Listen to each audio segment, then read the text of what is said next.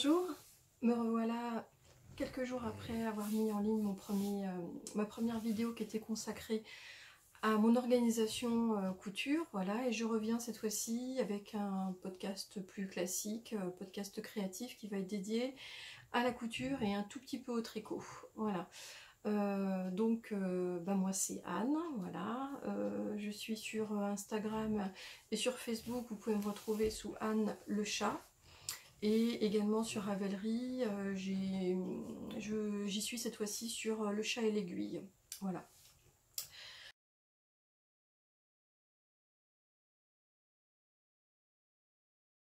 Donc comme je vous le disais, je reviens cette fois-ci avec pas mal de vêtements que j'ai cousus. Et je suis restée sur ce que j'ai cousu sur le dernier mois, parce que j'ai pas d'antériorité, mais je vais pas vous présenter ce que j'ai fait depuis plus longtemps, voilà. Et il se trouve qu'en regardant, en préparant ce podcast en fait, et en reprenant en fait les pièces dans mon armoire, je me suis aperçue que j'ai cousu surtout en fait du Derendo, et plus particulièrement des pièces qui viennent du livre Dressed, donc de Derendo. Et donc c'est assez intéressant, ça va me permettre de pouvoir aussi vous faire un petit feedback sur les patrons de ce livre, puisque finalement là je crois que je vous en présente 4 différents de ce livre, sachant que dans le livre il y en a 9. Voilà, donc on va commencer par ça. Donc je vais reprendre dans l'ordre des cousettes que j'ai fait, qui sont donc les plus anciennes, mais qui datent toutes, cette fois-ci elles datent du mois à cheval sur le mois de mai et la moitié du mois de juin. On va commencer par la robe. Voilà, donc la robe Dresde, je vais y arriver avec l'accent. Donc voilà, donc c'est issu de ce livre-là, qui est un livre qui est sorti en fin d'année dernière. Celles qui sont passées à côté, qui connaissent pas encore ou qui n'ont pas été tentées à l'époque de l'acheter, hein. Donc je rappelle que dans un premier temps, en fait, il y a une partie qui est consacrée donc à la méthode et qui concerne un certain nombre de fiches, de réflexions à avoir sur son dressing et sa façon de coudre. Et d'ailleurs, j'en parle aussi donc dans le podcast que j'ai fait précédemment. Le choix de ses tissus, etc., etc. Et donc, à partir de l'autre moitié en fait du livre, on trouve, on va trouver cette fois-ci en fait les patrons.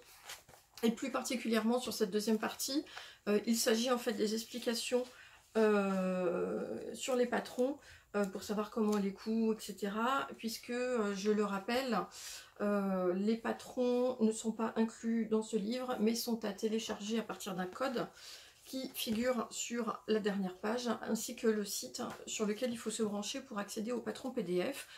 Patrons PDF qui sont donc au nombre de 9, et sur lesquels il y a des systèmes de calque qui permettent de pouvoir choisir la taille qu'on désire imprimer, donc ce qui est quand même somme toute assez pratique. Puisque certes il faut l'imprimer et scotcher et découper son patron, mais on n'est pas obligé effectivement de sortir toutes les tailles, et c'est quand même enfin moi j'aime bien, c'est pas les seuls à faire ce système de calque, hein, mais c'est quand même très très appréciable. Voilà, donc une fois qu'on les sort, voilà, par exemple ça nous donne ces choses-ci une fois qu'on les a scotchées. Et puis donc moi, comme je vous l'avais dit précédemment, une fois que mes petites pochettes, mes petits patrons sont imprimés, scotchés, etc., éventuellement que j'y ai fait les modifications, et bien derrière, moi en ce qui me concerne par exemple, je les range dans des petites pochettes en plastique, voilà, bien identifié avec le tour du patron. Et puis là je n'ai évidemment pas mis les indications, puisque les indications je les retrouve après dans le livre. Alors donc je vous ai dit qu'on allait commencer par la robe. Donc la robe, on a voilà, ce visuel ici qui est présenté, et celui-là, voilà. Donc il s'agit d'une robe dont voici le dessin technique qui apparaît ici, voilà, qui existe en deux tailles, au-dessus du genou, en dessous du genou. Et donc a pour particularité d'être une robe, alors de toute façon ce sont à chaque fois des patrons qui se veulent assez basiques. Alors basique ne veut pas dire que ce soit minimaliste au niveau des finitions couture, loin de là. Moi j'aime beaucoup la qualité en fait des finitions qu'on retrouve sur l'ensemble de ces patrons. Là en fait, bon bah voilà, c'est une robe à col bateau qui a des manches en fait qui descendent un petit peu ici, alors qui sont pas des manches kimono, qui sont en fait qui ferait que ce serait uniquement dans une seule pièce, hein, puisqu'il y a un petit rajout en fait qui figure ici comme des petites voilà, des petites manches qu'on va rajouter en fait ici au bout des manches finalement kimono. Après, donc il y a un système d'élastique en fait qui est posé au niveau de la ligne de taille et qui va permettre de resserrer la robe. Donc il s'agit d'une robe qui est faite en chaîne des trames, donc dans un tissu non extensible. Et puis voilà, et puis il faut un petit peu de thermocollant pour pouvoir consolider surtout en fait l'encolure. Voilà, donc moi cette petite robe, c'est la première fois que je l'ai réalisée. En fait, j'avais déjà réalisé avant, je vous en parlerai, mais le t-shirt et le chemisier. Mais au niveau de la robe, c'est la première fois en fait que je la faisais. Et donc voici ma réalisation. Alors ma réalisation qui sera mieux de ce côté-là. Voilà. Donc la réalisation, voilà. J'essaie de vous la montrer en totalité. Donc d'ailleurs un tout petit peu plus longue, je crois, hein, sur l'arrière. Non, pas du tout, c'est des bêtises, hein, qui est pareil en fait sur l'arrière par rapport à l'avant, je crois, voilà. Avec donc l'élastique au niveau de la taille. Et puis donc voilà, ce que je vous disais, c'est une encolure qui se veut une encolure bateau, donc qui est relativement près ici du cou. Et le système de petite manche, voilà, on voit bien ici parce que donc, mon dessin a des motifs qui sont du coup inversés, mais donc, on voit effectivement les manches. Il s'agit en fait d'une bande ici avec une certaine forme qui est pliée en deux et qui est ensuite cousue à la robe. Voilà. Donc là, pour faire un zoom sur mon motif, c'est un joli petit viscose de coton, je pense, qu'il ne froisse pas trop, qui était idéal pour ça, avec des jolis petits motifs et des couleurs. Alors c'était un tissu que j'avais dans mon stock depuis très longtemps, impossible de me rappeler quelle est sa provenance, ni depuis combien de temps je l'avais d'ailleurs. Et en fait j'en avais que 1,50 m, alors que dans le patron il est préconisé, moi par exemple pour une taille 42, il est préconisé pour la version A, dans la version B qui est la plus courte, d'avoir 1,90 m sur la laise de tissu pour pouvoir réaliser cette robe là. Donc moi j'avais que 1,50 m et en fait effectivement les pièces ne se plaçaient pas avec mon coupon d'1,50 m et en fait j'ai dû réaliser une toute petite modification pour que mon patron, je puisse le loger dans ce coupon là.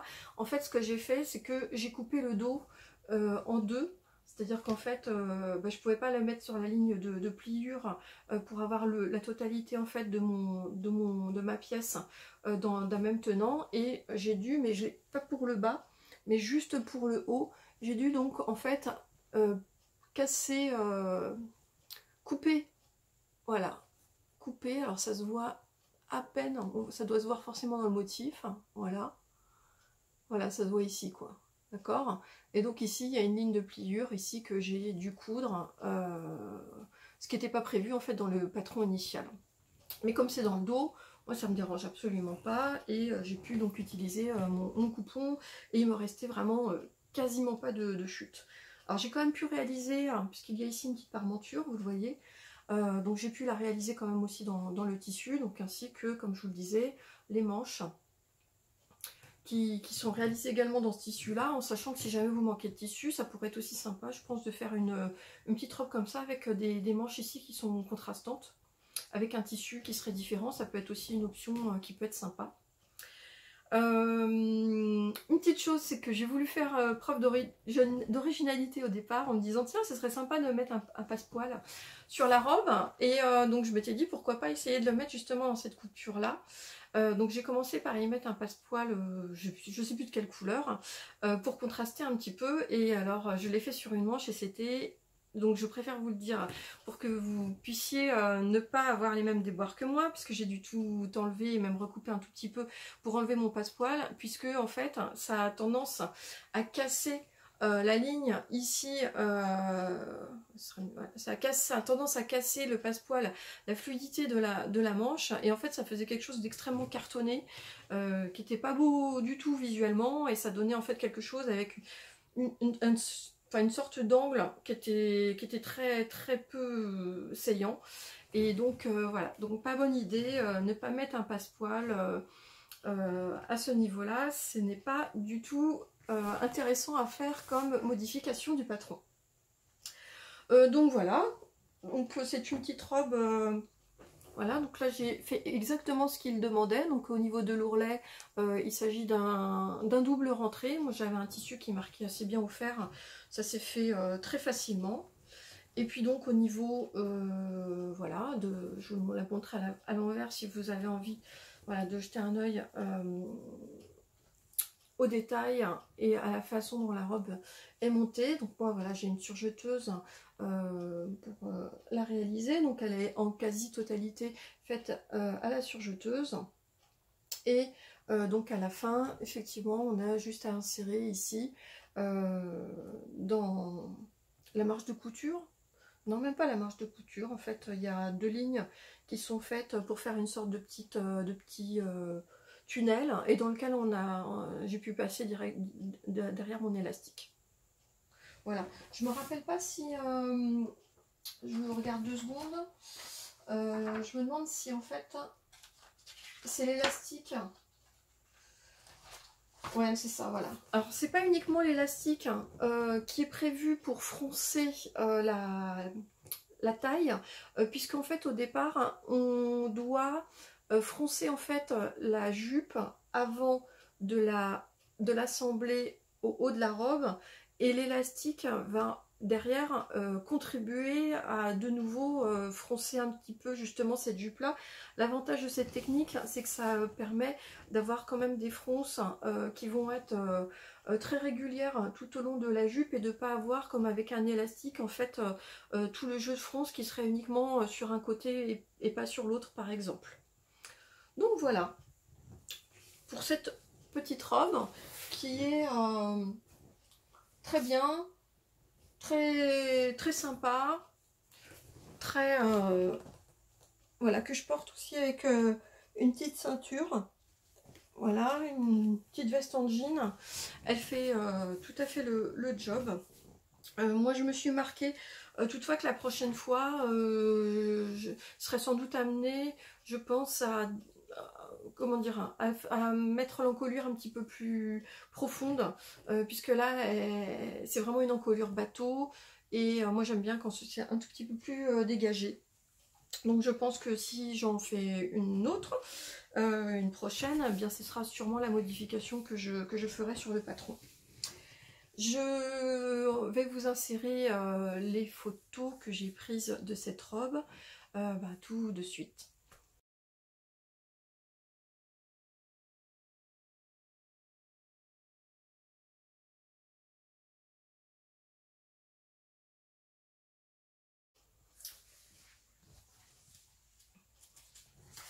Alors on continue encore avec du Direndo, mais cette fois-ci ce n'est pas un modèle du livre Dresde.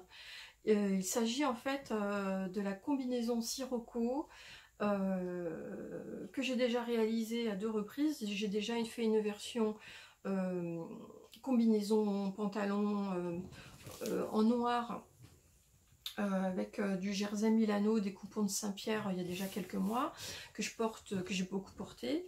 Et puis j'avais en fait commencé l'été dernier à faire une version de combinaison short dans un tissu qui était un jersey un peu, enfin moyennement épais, voilà, qui a très bien résisté, que je continuerai d'ailleurs à mettre encore cet été, que j'ai vraiment beaucoup porté, qui est vraiment très saillante. Donc, fort de de ce succès en combinaison short, j'ai voulu en réaliser une deuxième. Et voilà, cette fois-ci, je suis partie sur des tissus un peu plus flashy. Je vais vous montrer ça. Alors, la combinaison Sirocco, donc la voilà. Donc c'est des patrons qui sont, moi je les ai achetés en pochette, mais qui sont également, qu'on peut également trouver en fait en PDF sur le site de Derendo, et donc qui montre donc une combinaison pantalon, mais également déclinable en combinaison short, comme je vous le disais. Alors je trouve un patron que je trouve assez exceptionnel, parce que si vous suivez comme moi sur Facebook la page du groupe dédié justement à Derendo, beaucoup de personnes se demandent au préalable si la combinaison est adaptée à leur morphologie. Et en fait, à chaque fois qu'on voit des réalisations, quelle que soit la taille, je trouve, dans lesquelles la combinaison est réalisée, que ce soit sur des toutes petites tailles, mais également sur des tailles de femmes beaucoup plus rondes, je trouve que ça a toujours un charme fou, et qu'on arrive, en général, en fait, les personnes qui la cousent sont très agréablement surprises, parce qu'elles disent que c'est quelque chose qu'elles ne pensaient pas pouvoir porter.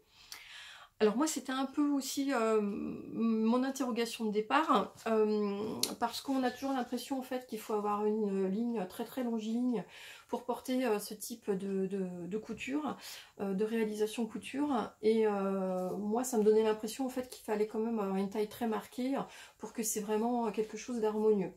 Et donc moi en fait j'ai une morphologie où j'ai une taille pas trop marquée, enfin un peu, mais pas des masses non plus. Donc j'avais un peu peur de ça. Voilà, moi je fais plutôt on va dire, je ferais plutôt un 40 ici, un 40 au niveau des hanches. Et par contre, à chaque fois que je regarde chez Derendo, au niveau de la taille, ce que je dois prendre, je suis plutôt sur un 42. Vous voyez, donc du coup, voilà, ça me faisait un peu hésiter d'avoir quelque chose qui pouvait être pas très très saillant. Voilà, et donc comme j'ai déjà réalisé l'année dernière, et que je l'ai beaucoup porté, et que ça a été même confirmé cet automne ou hiver quand j'ai réalisé la combinaison pantalon, je me suis rendu compte que bah, ça m'allait très bien, et qu'au contraire, hein, je trouve que ça a plutôt tendance à donner une belle ligne, et d'allonger plutôt en fait la silhouette. En tout cas, c'est mon avis. Alors, venons-en maintenant donc à ma réalisation. Donc moi, pour celle-ci, je vous aurais peut-être déjà montré des petites photos en fait des deux précédentes que j'ai faites. Mais là, j'avais envie un petit peu de couleur, et donc j'y suis allée sur la couleur. Voilà, donc je suis allée sur quelque chose d'extrêmement coloré, qui me faisait envie. Voilà, que je vous montre. Voilà, je vous montre. Voilà. Voilà, et donc ça va être en short. Donc je vous montre donc le tissu. Voilà, avec non seulement des couleurs très flashy, mais des motifs qui sont pas du tout discrets. Mais ça me va bien. Et donc c'est parti d'ailleurs du tissu que j'ai acheté. Alors j'ai fait une commande, c'est la première que je fais, que j'ai faite il y a à peu près un mois. Hein. Je pense que c'est un petit peu dans la frénésie du déconfinement, où on est sans doute beaucoup à soit avoir refait du stock de tissus, ou soit eu envie de reconsommer un peu plus que ce qu'on n'avait pas fait du tout pendant le confinement. Et donc j'ai passé une commande chez Dressenstoffen. Et en l'occurrence, j'ai trouvé donc ce tissu qui avait les particularités qui étaient demandées pour cette combinaison, puisque cette combinaison il est dit qu'elle est réalisable dans un tissu évidemment extensible, donc c'est de la maille, et il faut que ce soit un tissu avec une élasticité, je crois, qui doit être supérieure à 60 ou 70%, c'est-à-dire que 10 cm de tissu doit donner, je crois, 16 ou 17 cm une fois qu'on les tire. Et donc, les spécificités d'élasticité ne sont pas toujours marquées sur les sites quand on achète les tissus, mais celui-là, quand je l'ai reçu, je me suis dit que ça devait aller. Voilà. Donc en effet, voilà, quand je les tire, alors on voit bien qu'il est teint, comment dire, en surface et pas dans la masse, puisqu'on voit un petit peu de blanc qui apparaît, vous voyez.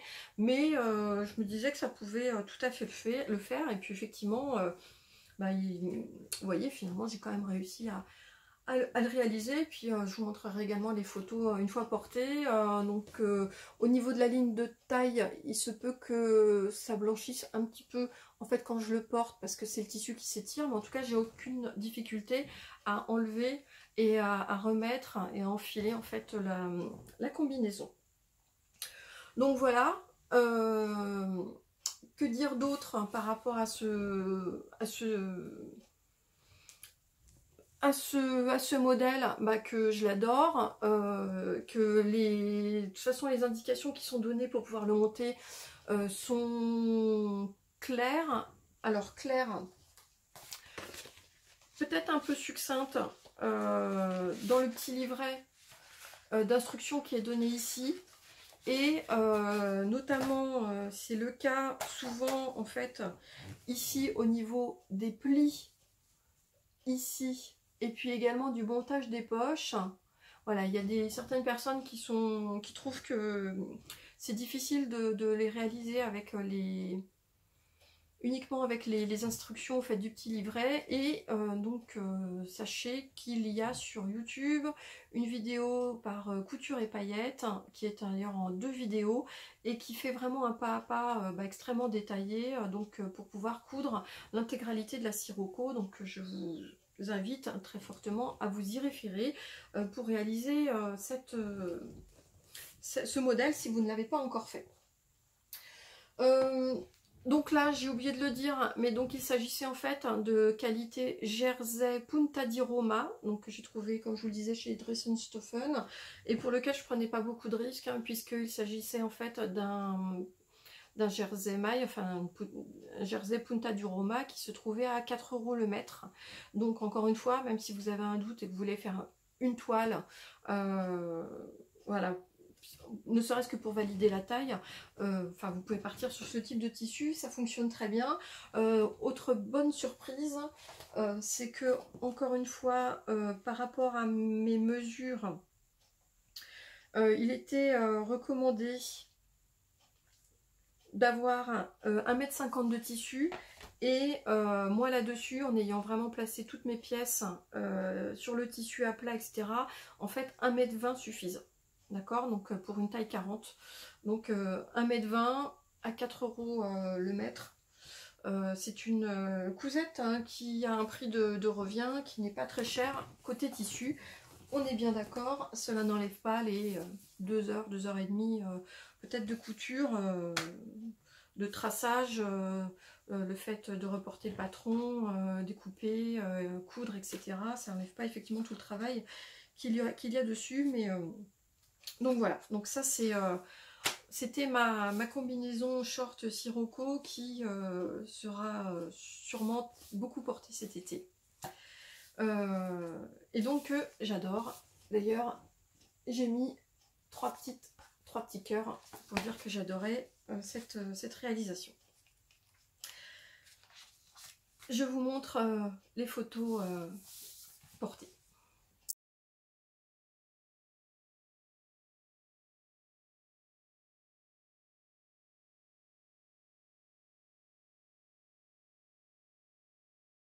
On va continuer. Je vais revenir cette fois-ci, alors avec une cousette qui n'est pas une couture d'Erendo, et qui se trouve être en fait, donc il s'agit d'un petit modèle de robe, une robe un petit peu dans le même esprit de la robe que je viens de vous présenter, c'est-à-dire taille élasticée, à peu près à la même dimension, également en chaîne et trame, puisqu'il s'agit d'un jersey extrêmement fluide. Alors, je l'ai réalisé, c'est un tuto en fait gratuit qui a été mis sur Instagram sur la page de C2Cils, qui a été en fait confectionné, puis également dans les petits détails de Margot, je crois. En fait, l'idée c'était au départ de pouvoir placer une réalisation de robe dans 1 mètre de tissu. Donc 1 mètre de tissu qui a au moins 140 de laise, hein, 140 cm de laise. Et donc l'idée c'était de pouvoir effectivement donc proposer une réalisation d'une petite robe dans 1 mètre, d'un coupon d'1 mètre de tissu. Et c'est ce que j'ai donc fait. Donc on va dans la story permanente de C2Cils. Enfin, c'est ce que j'ai fait pour prendre mes différentes photos, pour faire une sorte de pas à pas pour expliquer comment on doit faire. C'est ce que donc j'ai réalisé pour tester, puisque j'avais justement un petit coupon de 1 mètre pile. Et donc c'est ce qui permet normalement de pouvoir faire une sorte de taille unique qui va de la taille 36 à la taille 40. Je crois que ça va jusqu'à la taille 40, peut-être 42. Mais en tout cas 40 ça passe. Donc 40 c'est la... si vous l'avez compris. Donc la taille que moi je réalise. Alors voilà ma version. Donc là on est sur une robe avec ce qu'on appelle des manches kimono, puisque on a ici, donc en fait on a un devant droit, un devant gauche, avec une ligne de couture qui se trouve ici et qui va nous former d'ailleurs ce V qui est pas mal réussi du tout. Donc en fait le V il se fait grâce à la jonction des deux pans, et j'étais un petit peu perplexe sur la qualité en fait de la finition que ça allait donner. Et en fait je trouve que c'est pas mal du tout, surtout qu'une fois repiqué, en fait surpiqué, en fait on a quelque chose quand même qui donne une encolure V qui est nickel. Voilà, donc les petites manches kimono, hein, d'accord, donc avec voilà, après ici un haut qui se finit ici, et puis dans le bas en fait du tissu qui nous reste, il s'agit en fait d'un immense rectangle, enfin immense, d'un rectangle en fait qui va nous donner ensuite la jupe. Alors voilà, et puis donc le dos, cette fois-ci le dos est en un seul tenant, donc on a le dos qui est découpé sur la pliure du tissu quand on le plie en deux. Mais pour l'avant, donc l'avant au contraire on va avoir donc l'avant qui va être réalisé en deux pièces. Alors initialement dans le tuto qui est présenté, en fait il n'y a pas, moi j'ai ici à la suite inséré un petit élastique pour justement resserrer la robe et qu'elle soit un petit peu plus saillante et un petit peu plus proche en fait de la taille.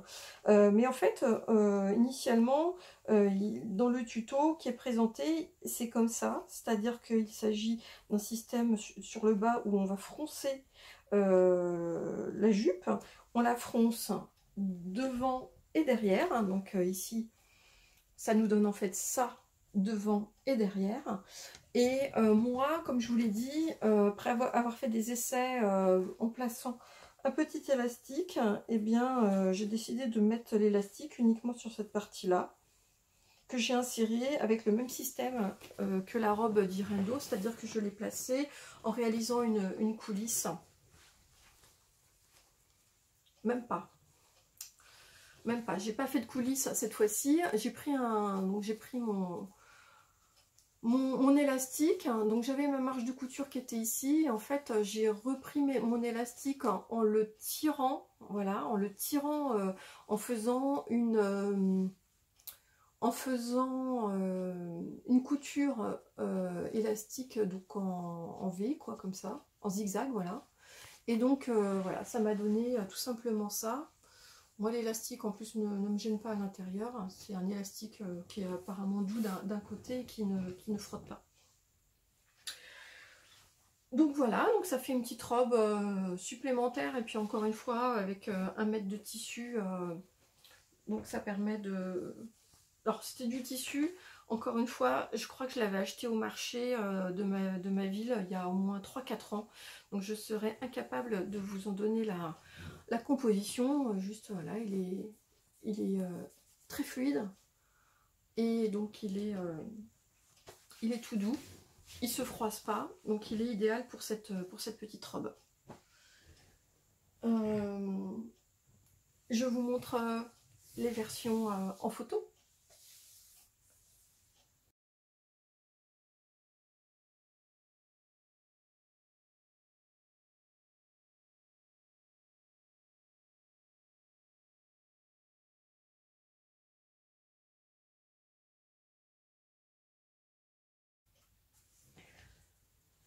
Alors, on va continuer.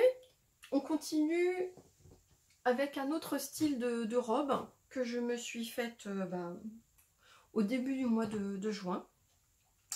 Et cette fois-ci, c'est une robe que j'ai réalisée dans du jersey, donc dans de la maille. Alors, il faut savoir que ce sont... moi, je pense que je suis beaucoup plus à l'aise d'ailleurs dans du vêtement souvent en maille, que ce soit des t-shirts, des robes, etc., que dans du chêne et trame. Et donc, jusqu'à il y a l'année dernière, hein, j'achetais principalement des vêtements dans le commerce. Et il y avait des petites robes que je m'achetais... chez Bon Prix, voilà, qui avait un système ici pas de drapé, mais de nœuds, voilà, qui était noué au niveau de la poitrine et qui ensuite se réévasait derrière. Et j'ai acheté 2 robes sur ce site-là, et ce sont 2 robes que je porte énormément, que j'aime beaucoup et qui me vont très bien à ma morphologie. Voilà, je le sais, je me sens bien dedans, j'ai des retours dessus, et donc j'avais envie de relever en fait le patron pour pouvoir m'en faire avec des tissus un petit peu différents. Alors la difficulté, c'est que en fait, vu le système en fait au niveau de la poitrine qui était noué, du tissu qui était noué, il aurait fallu que je sacrifie en fait une robe pour savoir comment étaient confectionnées les pièces, quelles étaient leurs formes, pour pouvoir après le refaire. Donc c'est ce que je ne voulais pas faire, et il se trouve que il y a quelque temps, en relisant un petit peu tous mes magazines, mes vieux magazines couture que j'avais achetés, je suis tombée en fait sur retombée sur ce magazine, qui est un magazine tendance couture, dans lequel j'ai retrouvé un top qui était exactement sur le même process. Alors, je vais essayer de vous retrouver la photo du top en question pour que vous puissiez savoir aussi de quoi je parle. Alors, elle n'est pas là. Patience.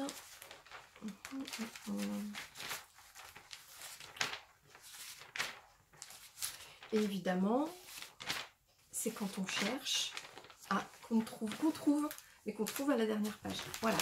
Donc il s'agit de ça.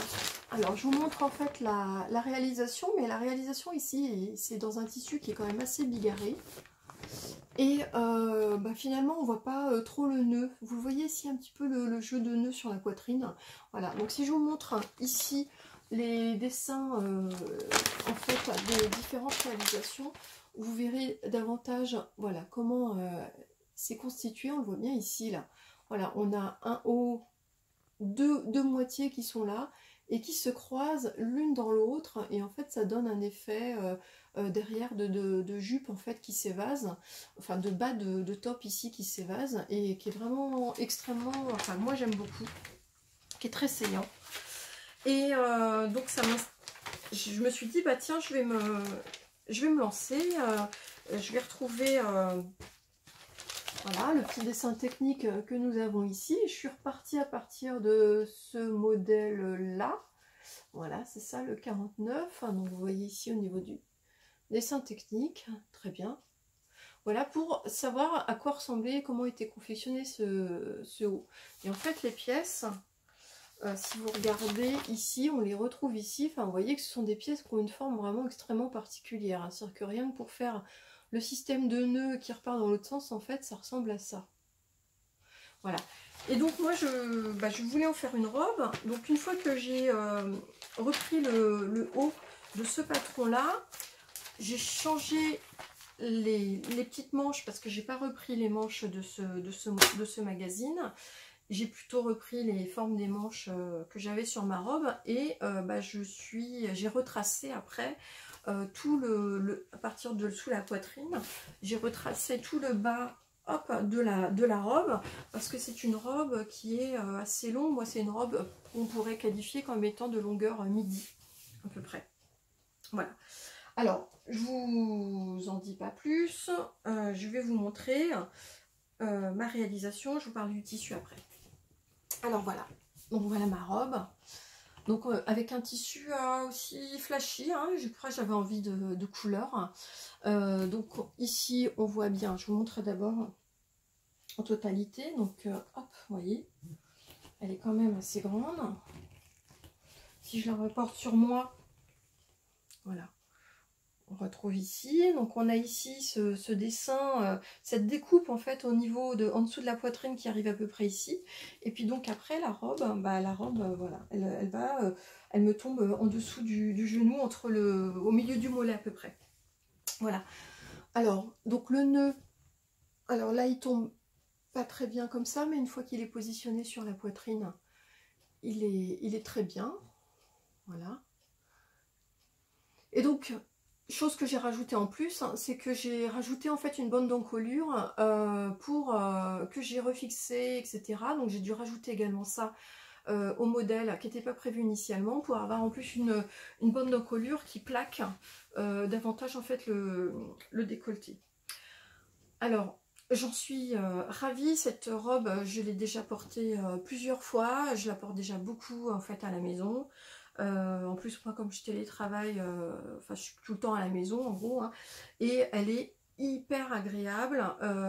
Ça fait un décolleté topissime. Je trouve qu'elle me flatte. Et je trouve que, enfin, vraiment, j'aime beaucoup et je suis très très contente d'avoir réussi à avoir un patron qui correspond en fait à cette forme de robe que je mets, que je vais pouvoir continuer à mettre. Alors, le tissu. Donc il s'agissait en fait d'un coupon que j'avais dans mon stock depuis au moins 2 ans et que j'avais acheté chez les tissus du chien vert, qui est une entreprise, enfin un commerce belge, hein, et qui livre également en fait en point relais en France. Et je crois que là ils ont réouvert, ça y est, l'ouverture en fait pour des livraisons en France par les relais. Et je crois que les frais de port sont gratuits à partir de 49 € de commande à vérifier, mais je crois que c'est ça. Voilà. Donc ça c'est un jersey en fait de viscose ou de coton, je sais pas, non c'est plutôt du coton ça. Voilà, qui vient de chez eux. Donc j'avais un coupon de 2 mètres et en fait vu cette robe, 2 mètres c'était pile ce qu'il fallait. Là encore j'ai utilisé mon coupon jusqu'au... J'ai quasiment pas de chute et j'ai dû faire une petite modification puisque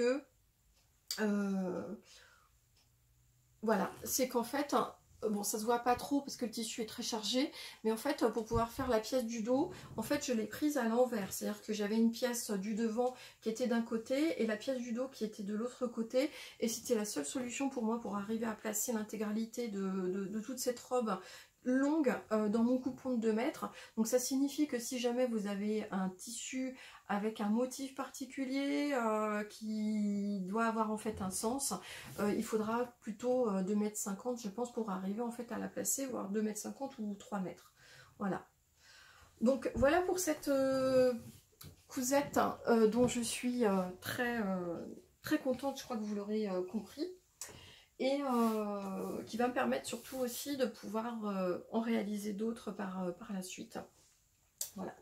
Donc ça c'est bien. Donc autre chose, donc là montage quasiment intégralement à la surjeteuse, sauf le petit détail en fait du nœud qui nécessite un petit peu de minutie à réaliser à la machine à coudre, mais sinon intégralement à la surjeteuse. Ce tissu il est toujours, je l'ai vérifié hier, il est toujours sur le site des tissus du chien vert. Donc vous tapez jersey imprimé à motif, hein, voilà, et il est à 9,90 € du mètre, voilà, donc là moi 2 mètres. Je vous laisse avec les petites photos pour voir un peu le rendu de la robe une fois qu'elle est portée.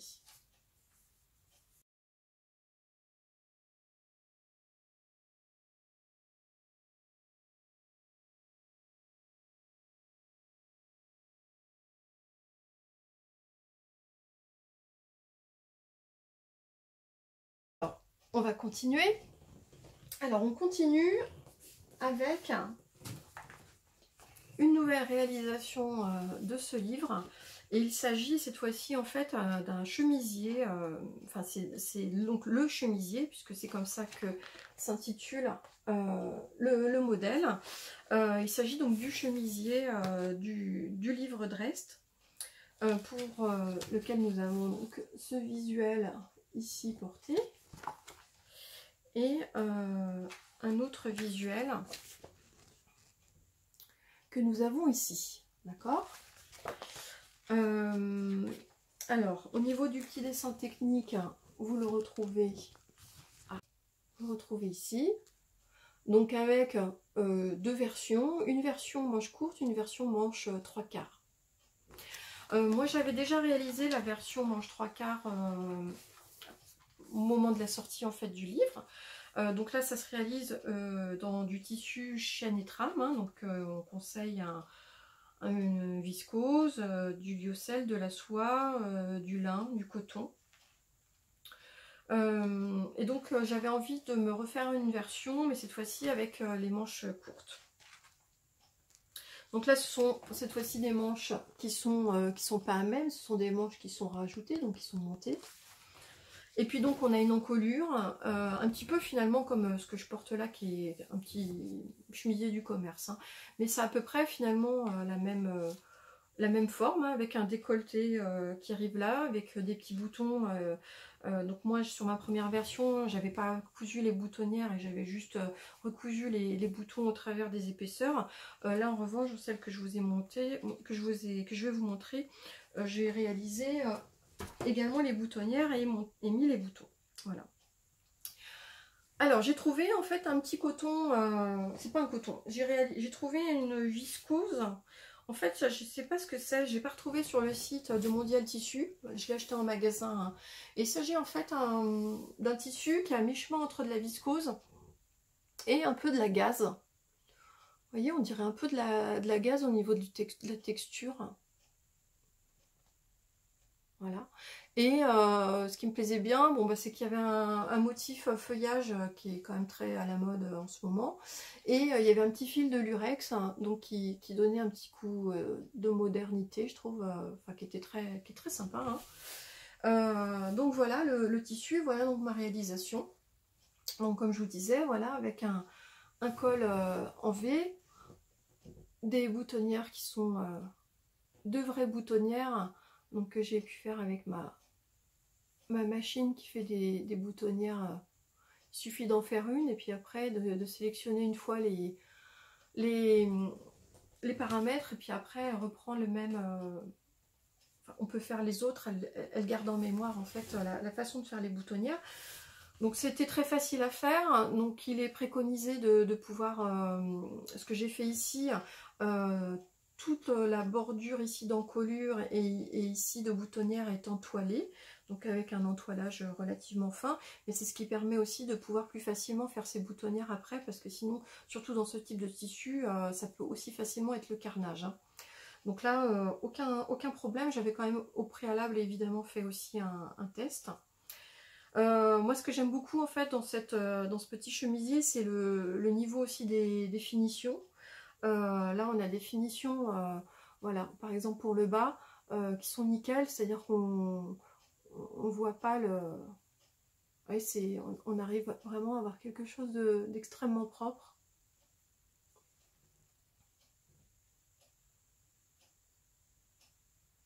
Bon, je veux pas. Voilà, donc j'aime beaucoup. Donc moi j'ai fait encore une fois une taille 40. Alors c'est une coupe qui est quand même assez large, hein, donc il y a de l'ampleur. J'ai juste, chose que j'avais déjà faite sur la première, rallongé en fait de 5 cm par rapport au patron, parce qu'en fait il est réputé comme étant assez court. C'est-à-dire que quand on le met, ben, moi là par exemple je le mets, ben là il m'arrive ici, ce qui fait que voilà, on peut le placer en fait dans... le faire blouser un petit peu en le mettant dans un pantalon ou dans une jupe, mais en ayant 5 minutes de moins, 5 minutes, pardon, 5 cm de moins, ce qui était un petit peu indiqué, c'est que bah, quand on lève les bras, en fait, bah, il a tendance un petit peu à se remonter, donc vaut mieux de toute façon laisser toujours un petit peu plus et éventuellement recouper, c'est toujours plus facile. Alors je suis très contente de ma réalisation, malheureusement bah, je peux pas le porter. C'est pas une histoire de taille, c'est pas une histoire de confection, puisqu'elle est elle est vraiment nickel, mais c'est une question de tissu, et ça je pouvais pas trop l'appréhender, c'est qu'en fait, bah, j'ai pas l'air de supporter du tout en fait sur la peau le fil de lurex. En fait, moi ça me fait un petit peu la même chose quand j'ai des étiquettes, vous savez ici, qui sont cousues avec un nylon. En fait, le nylon me gêne énormément au contact de la peau. Et là, ça me fait vraiment la même chose. Donc, étant donné qu'il y en a absolument partout, et ben en fait, je la supporte pas. Mais c'était flagrant même au moment de l'essayage. Je la mettais et en fait, je la supportais pas du tout son contact. Donc, heureusement, j'ai une copine qui va me la prendre. Donc, ça va me permettre au moins de savoir qu'elle va être portée. Mais moi, j'étais un petit peu évidemment déçue là-dessus, mais bon, c'est pas quelque chose que j'avais imaginé, donc il n'y a pas de regret à avoir, je le saurais maintenant, mais je le savais pas au moment en fait où j'ai acheté le tissu. Voilà. Je vous montre quand même les quelques photos que j'ai faites juste au moment où j'ai essayé donc la chemise avant de l'enlever donc définitivement. Donc voilà, je vous mets les photos.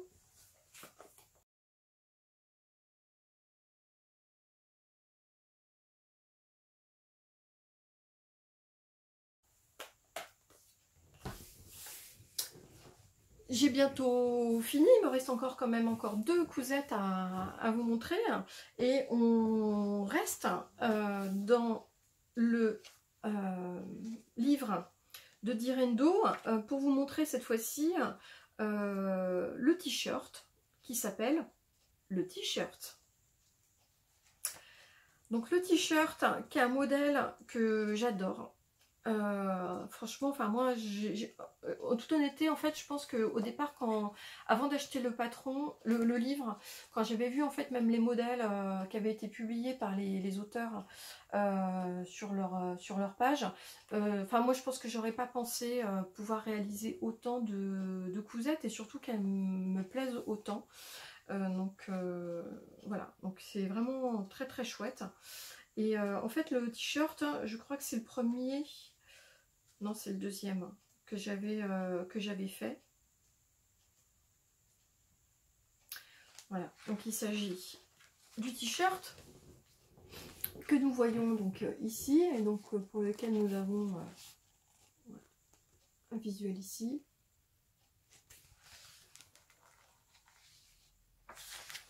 Et un autre ici. Voilà. Et on voit encore, voilà, là. Alors, c'est encore une fois un t-shirt très basique. Hein. Je le mets sur le plan basique au même niveau que... comment dire, que par exemple, comment il s'appelle, le Odette de la maison Victor. Alors, je parle de celui-là, mais en fait c'est le seul que j'ai pas réalisé. Ou le Trop Top de Yvan Soufflet. Voilà, celui-là je l'ai fait et c'est vrai que j'aime bien. Du coup, ça me permet d'avoir, en tout cas là pour l'instant, j'ai vraiment 2 bases de t-shirts que j'adore et que je réalise et qui n'ont pas tout à fait la même forme. Donc c'est celui-là, là, ce t-shirt là de Dressed et celui de Yvan Soufflet. Parce que moi ce que j'aime bien c'est que ce ne sont pas des coupes qui sont hyper moulantes. Voilà. Alors le dessin technique, donc on le retrouve ici. Voilà, et vous voyez qu'en fait c'est un t-shirt qu'on peut travailler soit avec une encolure ronde, soit avec une encolure en V. Et l'encolure en V, c'est celle que je préfère faire. Parce que je trouve ça a un charme fou et qu'en plus ça va super bien. Et elle est vraiment extrêmement bien expliquée. On le fait facilement, donc ça se fait évidemment dans de la maille. Hein. Donc c'est vrai que moi je suis aidée, j'ai quand même du bon matériel à la maison. J'ai une machine à coudre, une surjeteuse et également une recouvreuse. Donc ça me permet également d'avoir un degré de finition qui soit très bon. Alors je vous montre ma réalisation.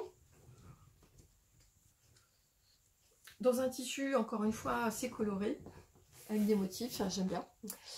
Voilà, et qu'on retrouve donc ici, voilà. Je vous montre avec un peu plus de recul. J'adore. J'adore déjà le tissu. Vous avez vu ces couleurs là? Je vous en parle après. Et puis donc, on retrouve ici hein, donc les détails du col en V. Alors le col en V ici, donc avec ce qu'ils expliquent, c'est vraiment fait de façon impeccable.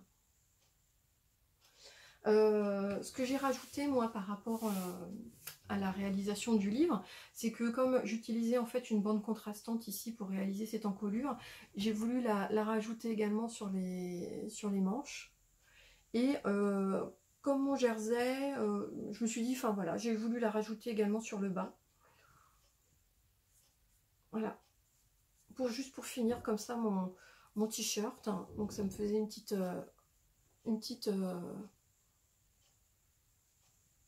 petit effet comme ça de rappel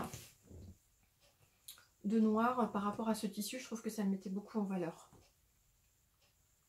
Voilà. Donc là, vous voyez que ce sont des manches qui sont à même. C'est des manches un peu, je crois, ce qu'on appelle la forme kimono. Hein.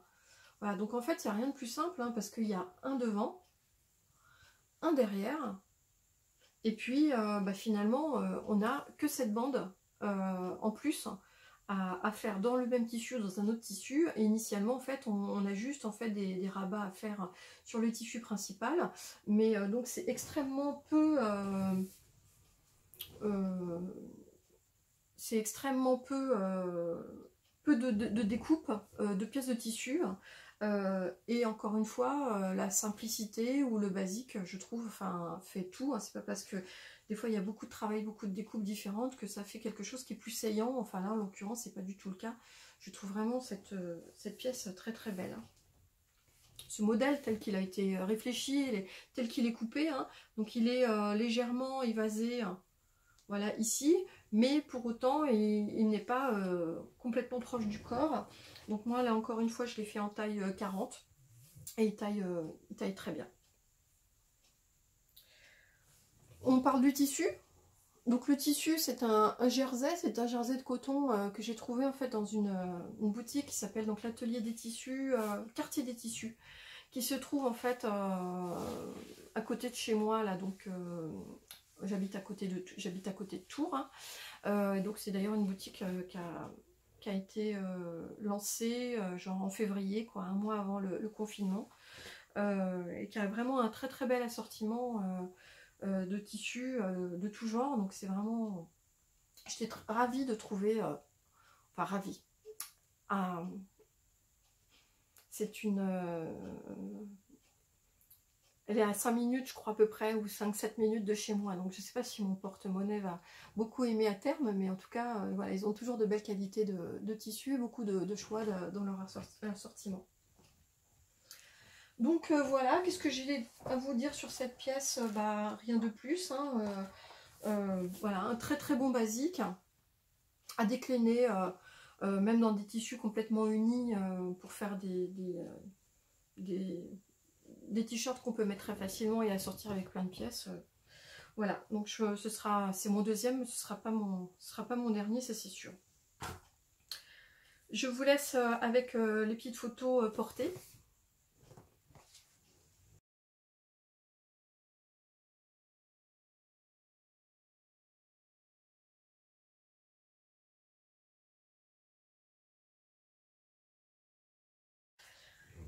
Et pour finir, alors à ce moment je l'ai pas encore posté cette pièce là sur Instagram, mais en fait c'est venu donc du t-shirt que je venais de faire et je me suis dit bah tiens ce serait bien quand même que je me couse quelque chose pour le mettre en bas. Et je me suis dit, bah tiens, il y a une autre pièce qui me faisait un peu envie, toujours dans ce livre, et que j'avais pas encore réalisé. Il s'agissait de la jupe culotte. Alors la jupe culotte, présentée ici sous forme longue, mais c'est pas celle qui m'avait intéressée, interpellée quand j'avais vu le livre, et j'avais beaucoup aimé en fait voilà, le visuel qu'on voyait ici. Alors je vous l'accorde, on voit pas toujours, je trouve que c'est ce que je trouve que sur les photos en fait on voit pas toujours très très bien les pièces une fois qu'elles sont finies, mais là on voit surtout la jolie taille fine de l'une des auteurs du livre, mais on voyait quand même ce jeu ici de plis et de poches qui paraissait vraiment intéressante, et puis donc ça m'intéressait de pouvoir le faire. Alors je vous montre donc le dessin technique, et puis je trouve qu'en fait ce sont des pièces qu'on a moins vues, elles ont été moins cousues encore là pour l'instant, parmi tout ce qu'on peut trouver sur Instagram ou sur Facebook.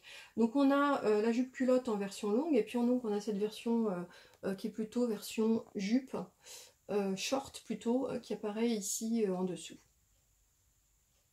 Alors on devine les poches et le système de plis. Et en fait, moi en le faisant, parce que j'ai pris un tissu, là, il recommande un tissu chaîne et trame, point moyen, moyen lourd. Donc ça veut dire qu'il faut qu'il y ait un petit peu de tenue, parce qu'il y a un système de plis qu'il est intéressant de mettre en valeur. Et ici on le voit plus en fait. Ce qui est intéressant ici, c'est qu'on voit donc il y a effectivement un pli ici central, hein. Et puis donc on a ici alors je disais, on voit bien ici le système de pli en fait qui apparaît, et puis donc surtout ces poches qui sont très jolies. Et en fait après en le réalisant, cette pièce là, parce qu'en fait j'en ai fait plutôt une toile, c'est que je trouve que c'est à peu près le même montage des poches que la Sirocco. C'est-à-dire qu'on a le même détail, et c'est le même système de montage. C'est-à-dire qu'on a ici des plis. En fait, dans la Sirocco, on a des plis. Et les poches, en fait, c'est exactement la même chose. Alors c'est intéressant, parce que la Sirocco, c'est un système qui se fait dans de la maille, alors qu'ici, ça se fait dans de la chaîne et trame. Et en fait, voilà, je trouve que ça fait vraiment de très jolies finitions. Alors, moi, j'ai pris ce que j'avais en fait dans ma petite réserve de tissu. C'est ironique, hein, c'est une grosse réserve de tissu.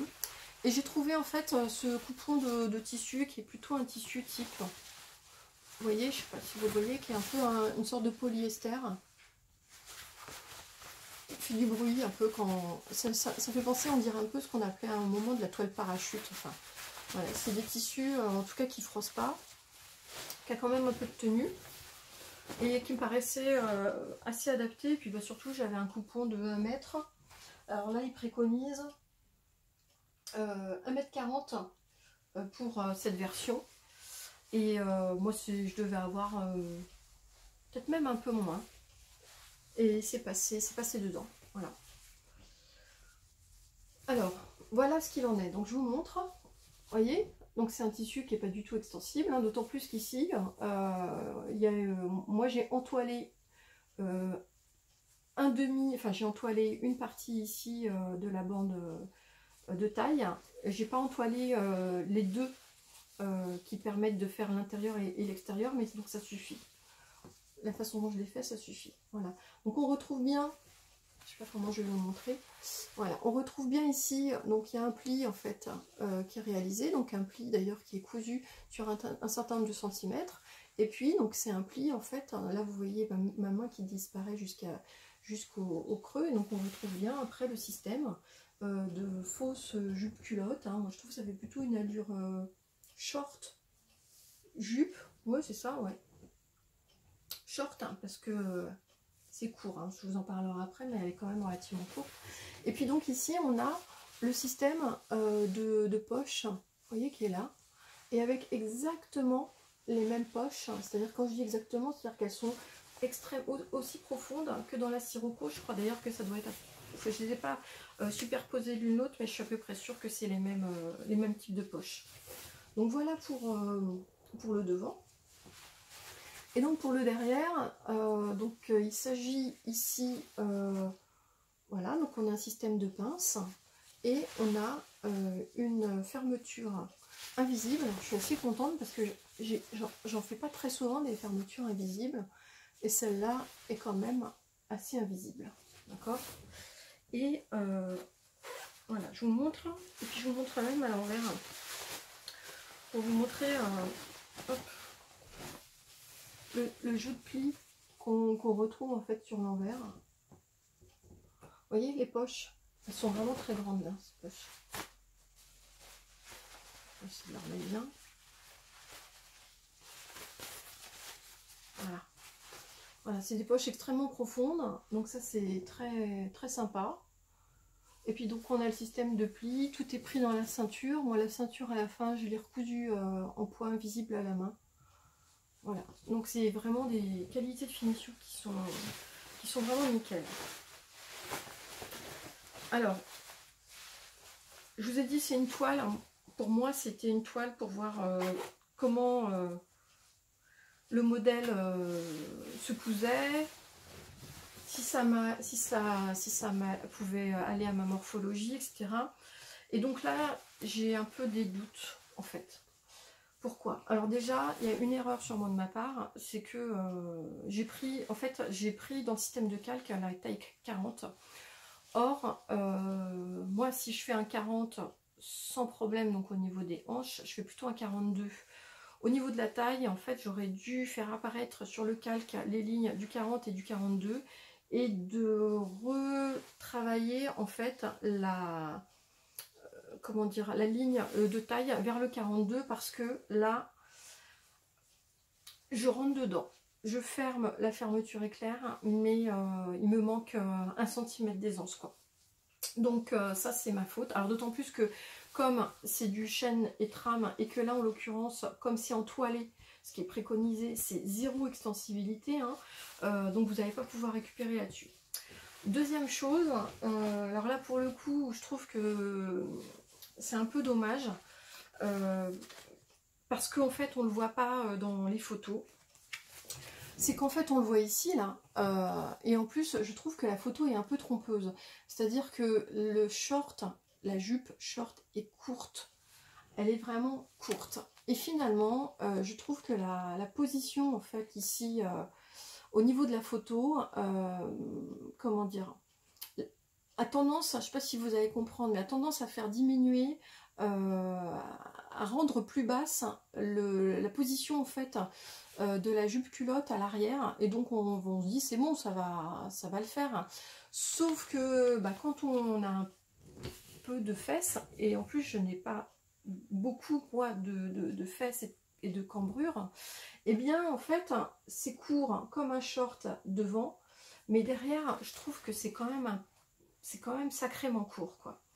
Donc tout ça pour dire que je sais pas s'il y avait marqué les... Et dans ce cas-là, c'est peut-être moi qui... Il y avait quand même les mesures du vêtement fini. Moi, j'ai pas fait attention sur le moment. Et ça, ils nous le disent. Et dans ce cas-là, j'aurais dû prendre peut-être effectivement les mesures à ce moment-là. Mais j'ai pas fait attention parce que j'ai pas pensé que ça pouvait poser problème. Et donc en fait mon conseil c'est qu'il faut rallonger de au moins 5 cm, quoi. Donc il faut rallonger de 5 cm, et quand je suis allée voir après sur les publications sur la page Facebook de d'Irendo, eh bien j'en ai vu certaines qui ont dit que déjà pour la taille, qu'il fallait pas hésiter à prendre une taille. Si on est entre deux tailles, il faut prendre la taille du dessus, voilà. Et deuxièmement, de faire attention et de ne pas hésiter justement à faire 5 cm de plus. Celles qui ont dit oh, j'avais fait 5 cm de plus et tant mieux. Et en fait moi j'ai pas pris cette, alors que j'aurais pu, mais j'ai pas pris cette précaution au départ de couper plus long le patron, et clairement j'aurais dû parce que je suis pas sûre d'assumer quand même la longueur du short quoi. Voilà, donc ça reste une belle réalisation, ça reste un beau patron, hein, qui a un beau fit. Enfin, je trouve que c'est une belle, il a vraiment de l'allure. Je pense que je vais, si j'ai le courage, le refaire plus ou moins dans la foulée et également dans un tissu uni parce que j'aime beaucoup l'idée de pouvoir l'associer avec des t-shirts plutôt colorés. Mais par contre, voilà, un peu plus long, quoi. Donc, voilà. Donc, vous voyez, déjà, 4 patrons utilisés de ce livre, plus la méthode que j'avais également partiellement exploitée. Donc, pour moi, achat quand même globalement bien rentabilisé.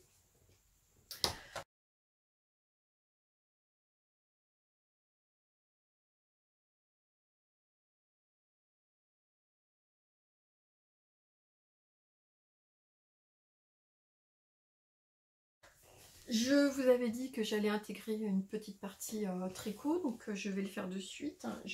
Ça va être beaucoup plus rapide, puisque moi, si j'aime bien tricoter, je fais partie de la team slow tricot. C'est-à-dire que pour moi, c'est du tricot pas forcément tous les jours, et c'est aussi, voilà, c'est un plaisir comme ça, mais sur lequel je ne vais pas mettre la même fréquence, énergie, etc. que sur la couture. Donc j'ai quand même mon tricot en cours que je vais vous montrer. Non, pas de tricot en cours. J'ai un tricot fini, voilà, que j'ai fini il n'y a pas longtemps, donc je vais vous montrer un tricot en cours. Alors le tricot qui est fini, donc le voici. Donc c'est le tricot qui est un modèle, un patron de Anna Dervoet, hein, donc c'est longue avec Anna, et qui est le, et là c'est le drame. Je sais plus si c'est, je crois que c'est le 13 KO. Je vous le remets, je mettrai. Voilà. Donc qui est un petit patron top down, donc qui se commence par le haut, qui se finit par le bas, qui a pour particularité d'être légèrement plus long sur l'arrière que sur le devant. Voilà, qui est un patron sur lequel on a surtout du jersey, ce raglan ici qui est rythmé par des jeux de jetés qui font ces petits trous tout à fait mignons. Pareil derrière. Et nous avons donc en bas une finition par des rangs de mousse, de point mousse, et ce qui est également le cas ici avec des bandes de point mousse qui sont beaucoup plus grandes d'ailleurs pour le bas des manches que pour le bas du tricot. Et puis donc après on reprend tout le long et l'encolure, etc. Et on va rajouter également donc cette petite finition avec du point mousse. Voilà. Bon, je serai beaucoup moins détaillée que sur la couture, hein. Je voulais juste vous montrer ce que j'avais fait. Donc j'ai rajouté des petits boutons en nacre que j'avais dans mon stock.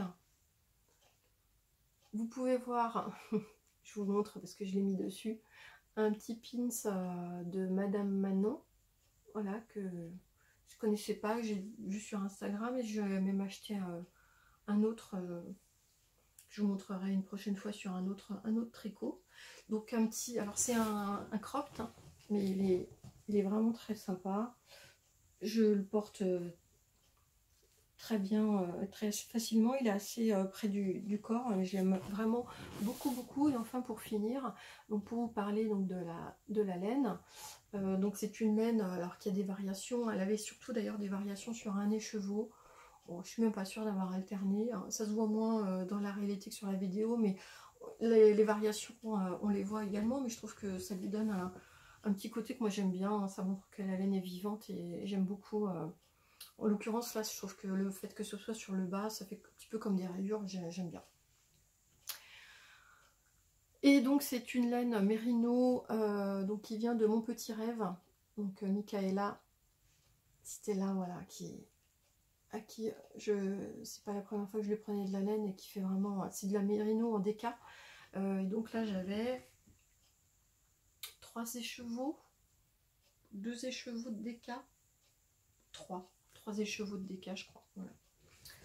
avec... j'ai pas retrouvé mon étiquette, hein, mais voilà. Donc cette laine-là.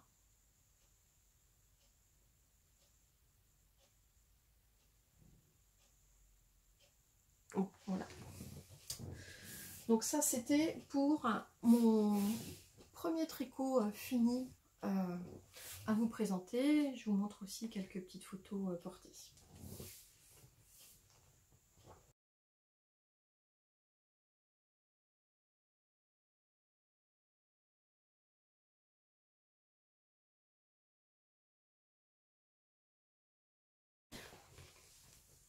Et le deuxième,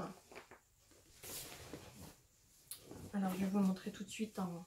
Voilà, c'est un petit sac à projet, j'en ai qu'un sac à projet, c'est moi qui l'ai fait. Hein, c'est un petit sac voilà, qui s'ouvre en plus, hop, comme ça.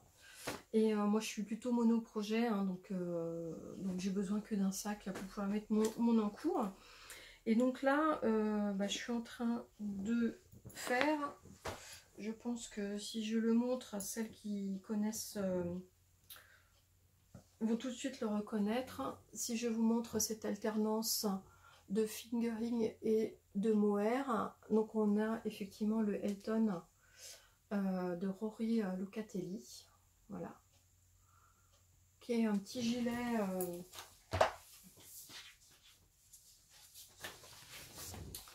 voilà, qui a cette allure là. Donc c'est un gilet plutôt boxy, voilà, avec des manches qui descendent assez bas ici, et après on va reprendre les manches dans un second temps, et donc on voit effectivement cette alternance de rayures qui est plutôt faite par des différences de texture, par le fait d'utiliser une laine fingering alternée avec de la laine mohair en un seul brin. Donc c'est ce que j'ai utilisé, et donc moi j'ai utilisé, voilà, oh, je sais pas si bon. J'adore ces couleurs, ce sont bien mes couleurs du moment aussi en tricot. Voilà, donc il y a une laine, je crois d'ailleurs, qui s'appelle Fox. Alors celle-là est toute beauté, là c'est du mérino. Vous voyez un peu toutes les nuances différentes qu'on trouve dans la laine, là. Elle est vraiment magnifique, quoi. Elle est magnifique, elle est hyper douce. Donc c'est de la tôt le matin yarn. En revanche, on n'est pas si loin que ça, en tout cas au niveau de la texture, puisque voilà, on est sur de la fingering qui est sur du 70% mérino, c'est 30% soie, mais qui est super douce aussi. Et dont le joli coloris est Fox, ce qui reflète bien sa couleur.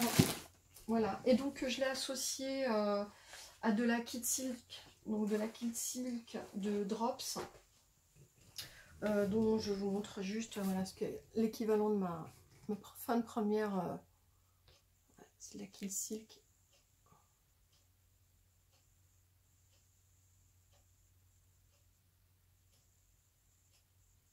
Voilà, en tout cas qui va super bien, elles vont super bien ensemble, je trouve. Je vais remontrer encore un petit peu. C'est beau, hein? Voilà, donc ça avance doucement. C'est très facile, hein, c'est que du jersey. Alors c'est un gilet, donc c'est un aller-retour, donc il faut aimer faire des rangs droits et des rangs envers. Hein. Mais je sais que je vais beaucoup l'aimer. Donc c'est très très bien et ça avance petit à petit. C'est zéro stress pour moi en ce qui concerne le tricot. Voilà. Donc voilà, je crois que ça fait déjà un beau contenu de podcast créatif. Je crois vous avoir évoqué et parlé de tout ce que j'avais à peu près fait sur le dernier mois. J'espère que ça vous a plu. Et puis j'espère revenir prochainement avec ce type de podcast, parce que comme je couds beaucoup et que je vais avoir la chance d'avoir des vacances d'été de plus de 6 semaines en tout cas, puisque je suis professeure, donc j'aurai sûrement l'occasion évidemment de pouvoir encore bien coudre et vous montrer donc ce que j'aurais réalisé.